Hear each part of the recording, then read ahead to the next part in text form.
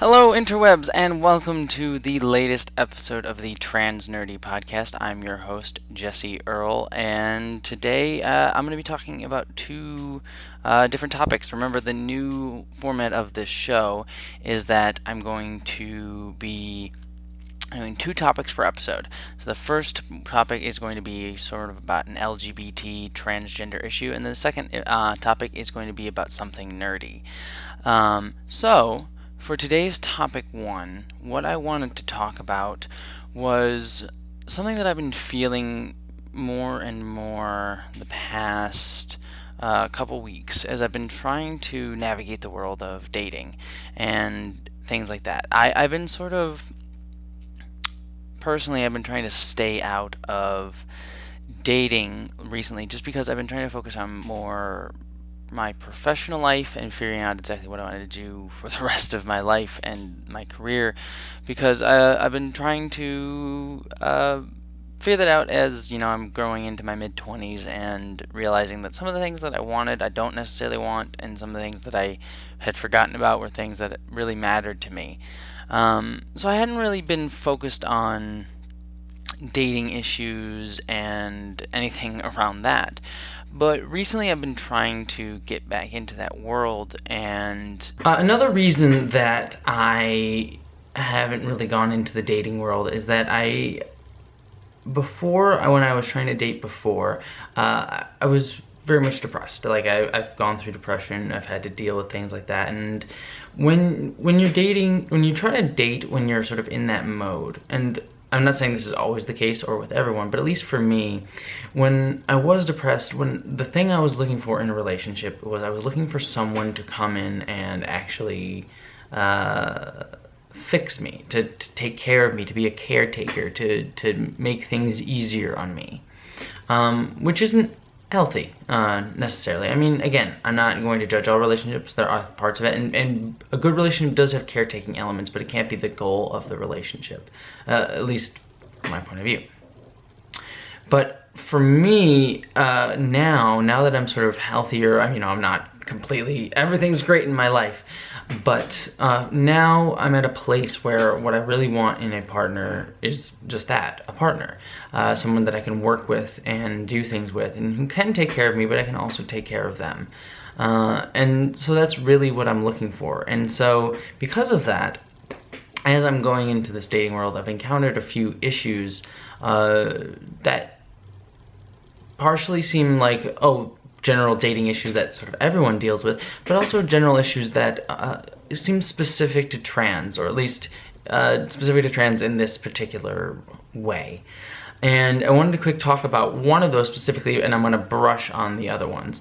So really quickly, the ones that I'm not going to fully dive into with this episode because they warrant full topics, is one of the first things you realize as you're transgender and dating is how many people fetishize being trans.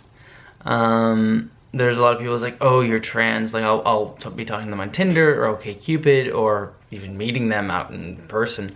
I've been kind of people who's like, oh, you're trans. That's really interesting. Tell me all about that. And like, oh, what's the surgery like? Like they get really personal questions, and they get really. You can tell that they're attracted to you because you're trans, because of that specific thing. And it's weird to be the object of that fetish, to feel that they don't care anything at all about me or who I am or my personality, but really just about that I am this specific thing.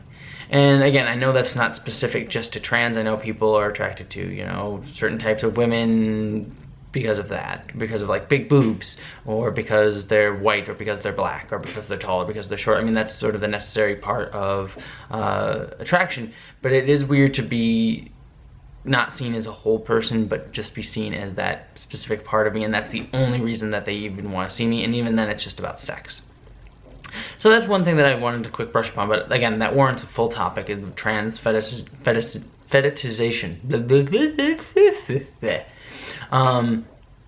But one thing that I really want to focus on today is when someone, when you really have to be aware of your transness when you are interested in someone. And it's really hard to explain this, but I'll start off with like this. It's okay to not be interested in transgender people, to just not be sexually attracted to someone who is trans. In the same way that, you know, someone may be interested in someone who is, say, I'm not interested in tall people, I'm not interested in short people, I'm not interested in white people, I'm not interested in black people. You're allowed to make those distinctions with your attraction. It's not something that you necessarily control. Again, it goes back to sexuality. You can't control whether you're gay or straight or lesbian or anything like that. In the same way, you can't really control necessarily if you're attracted to someone who's trans, who's not trans, things like that. I know that kind of goes against what I was saying with the fetishization, but there's a bit of a difference there in that it's like just sexual. I'm talking about like just general attraction to finding a person interesting. And again, it's okay to not be attracted to someone who's trans. But the problem is, from my point of view, is it's hard to gauge sometimes when you're just trying to go out into the dating world whether that's going to be a factor or not. Because, for example, for most cisgender people, if you're a guy, and again, this varies on many levels, but generally, if you're a guy, you go out into a bar, you know you're interested in women, and that it's automatically assumed that. Whereas if you're a woman, you go to a bar, it's automatically assumed that you're interested in guys. And even then, even if you're gay or straight, you can go to specific bars for that. There are very few, if any, like trans bars where it's just like, I'm going to date trans people, and even then it's going to be mostly trans people or people who fetishize trans people. You're not going to you can't just go into a bar and just know that you can try and figure out what kind of you're looking for within that space. Being trans kind of makes that a little bit difficult at times. Now, one thing that I've been experiencing as I've been sort of navigating this dating world is, and I hope to God he's not watching this, but there is a boy that I like, and I'm going to use this as an example. There is this boy that I like and I've been hanging out with, and we've been doing things, like just hanging out, going to bars. He's just generally in my friend group. And he's very smart, he's very intelligent, he's very aware of LGBT issues, very aware of trans issues. He's definitely not against trans people or have any problems with trans people. In fact, he's probably been better than a lot of people that I know. But I don't know if he's interested or even attracted to trans people. Because there's this element of, in my mind, of if I was born a cisgendered woman and completely passed as a woman, which I don't. I sometimes look more male, sometimes more female, and I do tend to generally identify as genderqueer. But if I had been born a cisgendered woman, I feel like he might have already expressed interest in me in some way, shape, or form. And that's hard to realize. Now, in no way am I ashamed of my being trans. I've never done that, but it is hard to realize that there's nothing wrong with who I am or what I'm doing or my personality that doesn't jive, because I think we do jive pretty well. Maybe I'm wrong, but I think we do jive pretty well. It's just that just who I am inherently, the fact that I'm trans may just be a turnoff. And that's just something that I am. It's not something that I can really change or affect. It's just who I am. And again, I know that sort of makes it seem like, oh, well, if he's not interested in that, then he's not someone you want to date anyways. And that there is a fair point to that, but it's also sad because being trans necessarily doesn't change anything, really. It sort of denotes, you know, that I am a woman. I have a vagina, I am female, I have all those qualifications, quote unquote. Not that you need to have any qualifications to be a woman, but I fit all that bill of what someone might be looking for in a female partner if they're expressly going out to be a female partner. And the fact that I'm trans doesn't necessarily change any of those things. But I can also understand where someone's not attracted to you being trans. And so that's sort of the example that I'm sort of dealing with of, because I'm trans, how do I navigate this dating space where it's understandable if someone's not interested in you being trans, but it is highly disappointing and highly frustrating. And it's scary sometimes to feel like maybe I'm going to be alone because I'm trans.